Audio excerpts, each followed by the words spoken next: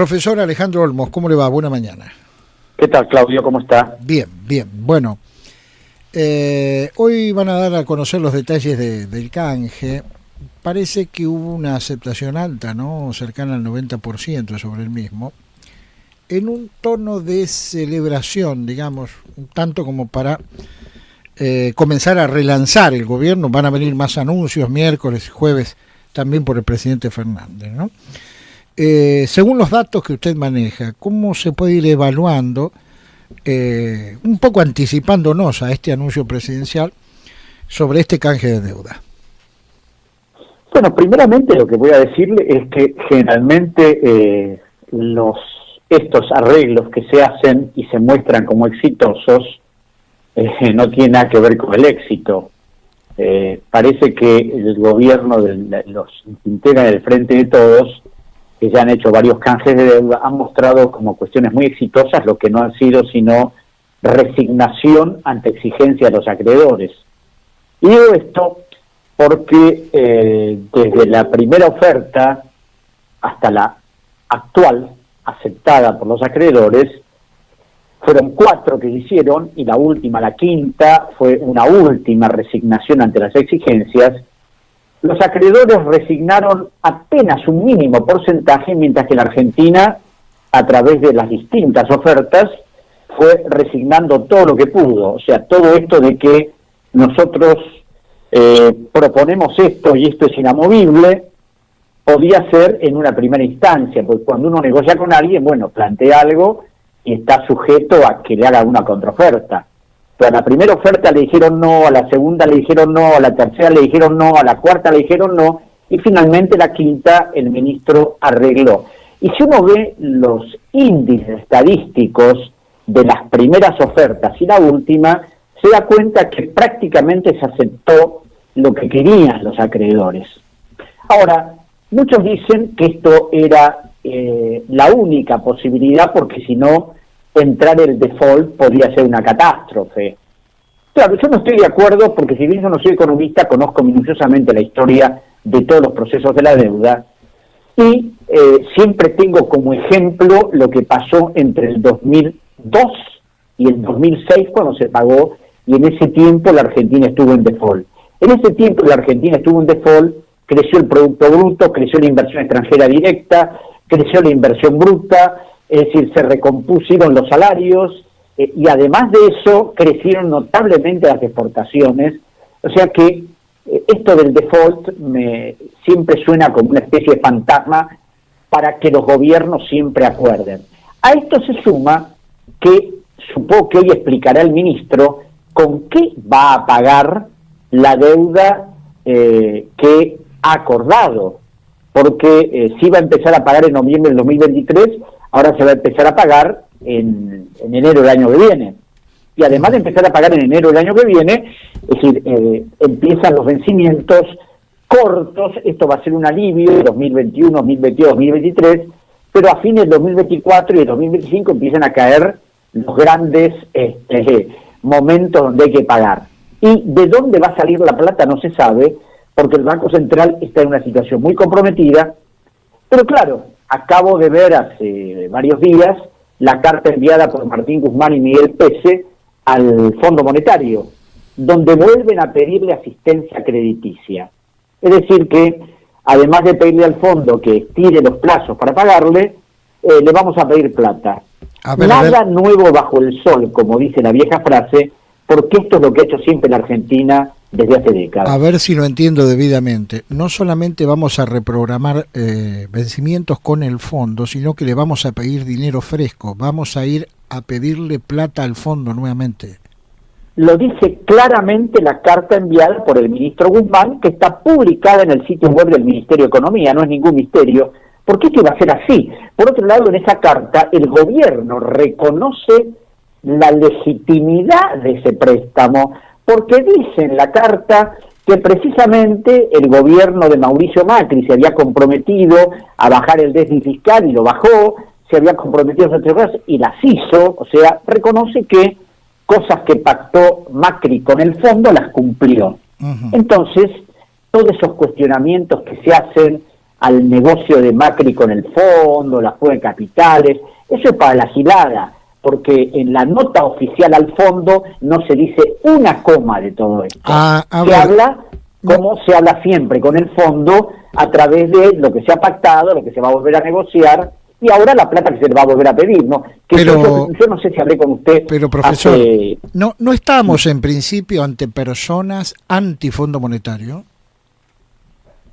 No, desde ya que no. Y no es cuestión de estar en contra del Fondo Monetario, es darse cuenta que a través de todos los acuerdos que firmó la Argentina con el fondo, con este sería el 29, jamás fueron acuerdos favorables para la Argentina, a punto tal que uno de los más grandes acuerdos con el fondo, que fue en el 93 cuando el Brady, el fondo exigió para el acuerdo que la Argentina vendiera a todas las empresas públicas, y no porque lo diga yo, lo dice la propia carta enviada por el director gerente del fondo, Michel Candesus, a la comunidad financiera internacional, diciendo que la Argentina había que apoyarla porque se había comprometido a a liquidar las empresas públicas, a privatizar el sistema jubilatorio, flexibilizar la legislación laboral. Y hay un libro de la doctora Noemí Brenteito por Udeva, que es la historia de la Argentina con el fondo. Eso es contundente de lo que ha sido el fondo y de lo que es actualmente el fondo, aunque muchos digan que el fondo cambió. Tan no cambió que hace un mes y pico hubo que pagarle 320 millones de dólares a pesar de la pandemia, y el doctor Guillermo Nielsen, que algo sabe de negociaciones externas, actual presidente de YPF, lo dijo contundentemente hace una semana: el fondo no cambió, es exactamente el mismo de siempre. Dos preguntas más. En primer lugar, vamos a celebrar la salida del default, hoy nuestro 9º default, habiendo celebrado ya, si apelamos un poquitito a la memoria, los 8 default anteriores con estos resultados, ¿no? Con un nuevo canje de deuda, digamos. Y sí, ¿qué distinto con un nuevo canje de deuda, porque es patear la deuda para adelante, como siempre. Porque esto además tiene una lógica que sostienen los economistas y que sostuvo Martínez Dios, que gráficamente lo expuso diciendo: señores, la deuda no se paga nunca, se pagan los intereses. Los usureros les interesa que los deudores no les paguen nunca el capital, sino que les vivan pagando intereses, porque esa es la manera de apretarlos, de condicionarlos. Y bueno, la Argentina va a volver a hacer ahora lo mismo de siempre. Esto no es nuevo, a mí no me asombra. Yo suponía que el ministro Guzmán, que dicen que es un aventajado discípulo de Stiglitz, iba a tener otra idea. ¿Por qué? Porque Stiglitz hace 15 días escribió un trabajo diciendo que había que condonar las deudas porque de acuerdo a la pandemia era insostenible pagarlas. Bien. Y, profesor, ¿dónde fue a parar, si es que tiene algún dato con respecto a esto, todo lo que ha pedido el gobierno de Mauricio Macri en materia de colocación, digamos, de bonos en el exterior, como así también el último préstamo del Fondo Monetario? Bueno, eso todavía, es decir, en principio, de acuerdo a un informe del Banco Central, se fugaron 86.500 millones de dólares, es decir, se fueron. Aclaración primera: la fuga no es ningún delito. Cualquiera puede cobrar dólares y llevárselos al exterior. Porque cuando se habla de fuga, evidentemente están hablando de algo que cualquier ciudadano puede hacer, porque tenemos una legislación que arranca de la dictadura que permite hacer ese tipo de operaciones. El problema es que eso significa un grave daño a la economía y el gobierno no hizo absolutamente nada para frenarlo. Esos 86.500 que se fugaron es prácticamente la deuda que creció durante la gestión Macri, porque la deuda pública que dejó Cristina Kirchner eran 240.665 millones de dólares y ahora la deuda es de 330.000 millones. Es decir, prácticamente lo que se fugó es lo que el país endeudó, porque si bien se emitió deuda por casi 160 o 170.000 millones, eso sirvió también para pagar obligaciones que había dejado el anterior gobierno de Macri. Bien, por último, hablemos de lo que viene, que son las negociaciones con el FMI, y en este sentido el presidente durante el fin de semana dijo que la presidenta de esa institución va a entender a la Argentina por una suerte de pasado de pobreza que ella tenía, que conocía muy bien la pobreza. ¿Este argumento presidencial es para creerlo con seriedad o uno lo puede descartar? Es un argumento insostenible. A mí lo que me llama la atención del doctor Fernández, que es un hombre inteligente, es decir, ha tenido una enorme experiencia gubernamental, hay cosas que dicen que no resisten el menor análisis. Primeramente porque Cristalina Georgieva no decide. El que decide en el fondo es la Junta de Gobernadores. Y además la Junta de Gobernadores le dice al directorio hay que hacer esto, y el directorio le da instrucciones a Cristalina Georgieva qué es lo que tiene que acordar con la Argentina. Es decir, no es ella la que decide en el fondo.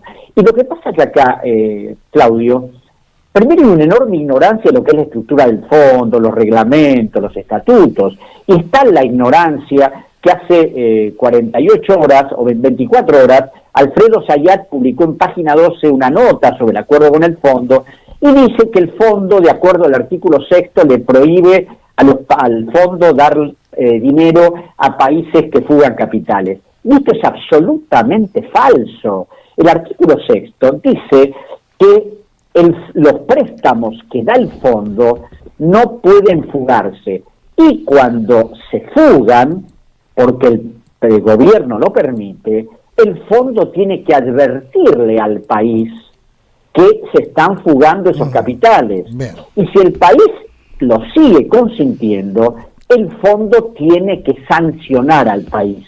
¿Qué es lo que no hizo el fondo? De ahí su responsabilidad. Bien, ¿le sorprende, claro, ya para finalizar, le sorprende tanto relato que difiere con la realidad? No, no me sorprende porque es el mismo relato del 93. Fíjese, si uno va el otro día me llamaron de la CNN para felicitar, para decirme si estaba contento porque se había llegado a un acuerdo el 5 de agosto, y les respondí, señores, si uno lee los diarios ahora de todos los que se felicitan, los exministros endeudadores, Pratgay, Duhovne, Caputo, todos, indudablemente hay que ir a los archivos, que es lo que hago yo. Y entonces cuando uno va a los archivos se encuentra que en 1993, como se terminó el plan Brady, se dijo exactamente lo mismo, y los 62.000 millones que había en el 93 pasaron a 140 en 1999.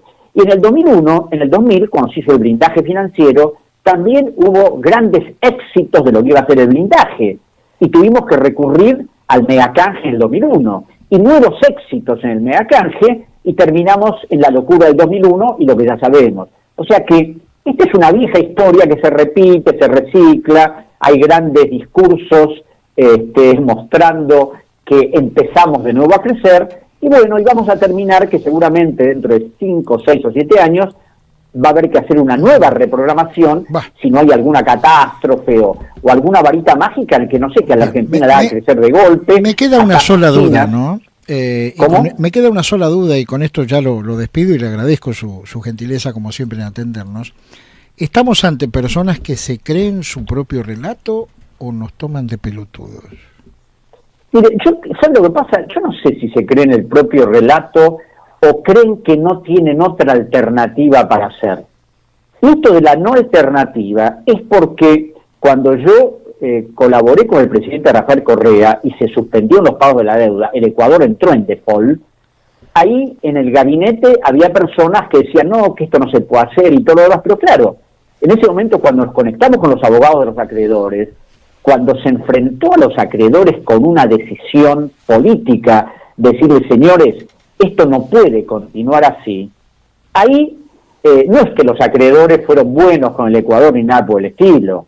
Los acreedores, los grandes inversores como BlackRock, PIMCO, Fidelity y los grandes bancos, no son los fondos buitres que lo único que les interesa es ir a litigar para sacar ganancias extraordinarias. No, los fondos de inversión, los grandes bancos, saben que ellos no van a enjuiciar a ningún país, saben que van a negociar, porque saben que los países siempre, con sus más o mucho menos, terminan pagando, ganarán un poco menos, pero todas estas fantasías que se largan no tienen que ver con la realidad. Yo las viví en el Ecuador en el 2008 y el 2009, ¿no? Pero bueno, no sé si el ministro Guzmán, que es un técnico muy reconocido, creerá que este arreglo es genial. El presidente de la República no es economista, es abogado, de la deuda no creo que sepa mucho, solo lo que sabe cualquier funcionario, pero creerá que el ministro le está mostrando la solución definitiva. Y la solución definitiva es hacer otro tipo de cosas, como por ejemplo saber a quién le vamos a pagar, o sea, quiénes son los titulares de los bonos, si hay funcionarios del anterior gobierno y del anterior que tienen bonos, o sea, si hay montones de especuladores que los han comprado, pero como todo eso es parte de la Argentina secreta, donde no se sabe quiénes se compraron los dólares, no se sabe quiénes fugaron los capitales, porque el Banco Central dijo que se habían fugado 86.500 y omitió que durante la gestión de Cristina se habían ido 100.000. Pero claro, acá el relato es de acuerdo a dónde se para uno, ¿no? Pero tampoco dijo quiénes se habían llevado esa plata y por qué se la llevaron. Si porque necesitaban comprar insumos para sus empresas o directamente para colocarlas en empresas offshore. Y tampoco dijeron quiénes compran las LELIQ. En este momento hay 2.500.000 millones de pesos en LELIQ al 40%.